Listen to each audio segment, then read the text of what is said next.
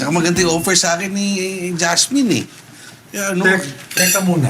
Si Jasmine ang nagsuggest sa'yo sa loan agreement na siya to? tumulong sa akin dyan. Sa creditor na to? Daddy, si Tita Jasmine din nag-push sa akin para i-go ko yung campaign para dun sa masa na ads ko. Oh. Tingnan mo? O anong naging effect? Oh. Alam mo, ako, siya rin ang nagsabi sa akin na ituloy ko. At sinabi niya sa akin na magluto ako ng madami.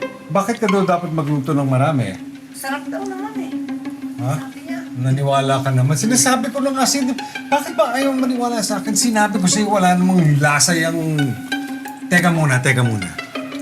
Iisa lang ang ibig sabihin nito. Ano? Aba, sino common denominator? Di ba si Jasmine? Oo.